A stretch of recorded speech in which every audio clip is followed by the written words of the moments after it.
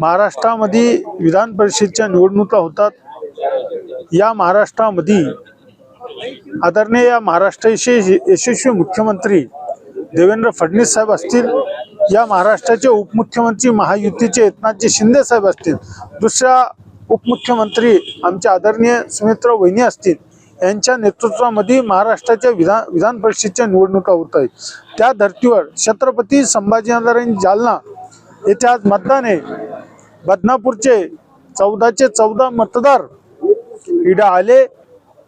मला वाटतं राज्यामध्ये सगळ्यात जास्त लीडना येणारी कोणती सीट असेल तर ती छत्रपती संभाजीनगर जालन्याची, याच्यात पुढेही शंका नाही। आणि ते सुहास शिरसाट आज विजय होतील याच्यात मला शंका वाटत नाही। काल ज्या काही दिल्लीमध्ये घडामोडी घडल्या तुम्ही सुद्धा पाहिल्या, ठाकरेंचे 6 खासदार वेगळा गट स्थापन केलेला आहे, त्याचा काय परिणाम विधान परिषदेच्या निवडणुकीवर? विधान परिषदेवर जो फायदा व्हायचा तो मताचा फायदाच होणार आहे।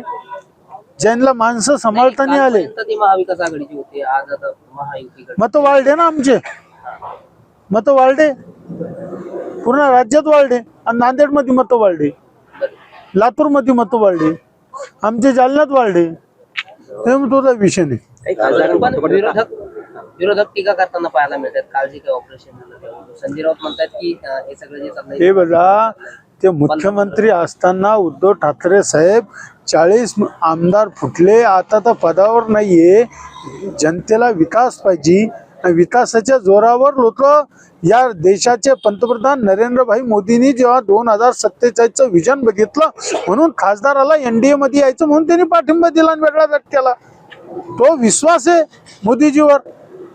पण संजय राऊत म्हणतात की जुन्या हमी भावातच खासदाराची खरेदी झाली नाही। संजय राऊतला हमी भाव काय आहे माहितीये, त्याला कसं माहितीये भाव? त्यांना जर घेतलेच नाही त्याला भाव कसं माहिती? म्हणून तो भाव मध्ये सामील असणार, पण त्यांना तर सरकार घातलंय मागचं, तोच पैसे घ्या म्हणतो। म्हणजे गुवाहाटी प्रकरणाचा संदर्भ त्याला तेव्हा पैसे दिले तेव्हा तो फुटला, तो बी त्याच्यात सामील आहे म्हणून आम्ही भावाचा त्याला कसं माहिती भाव काय भाव म्हणून? भाव देऊ काही नाही।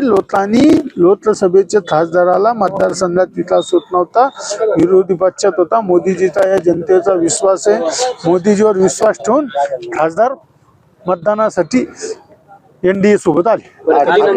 गटाचे 6 खासदार आता महायुतीमध्ये येणारच जवळपास पक्क झालंय, पण संजय राऊत काल यांनी पत्रकार परिषदेमध्ये अपशब्द वापरले, तुम्ही ते शब्द ऐकले असतील, काय वाटतं तुम्हाला? अशा वरिष्ठ लोकांनी असं बोललं पाहिजे? संजय राऊत लोटत सटाळे, संजय राऊत बटन टीव्हीचं बटन सुरू केलं संजय राऊत, त्याच्यामुळे संजय राऊत का बोला त्याच्यावर विश्वासच नाही राहिला।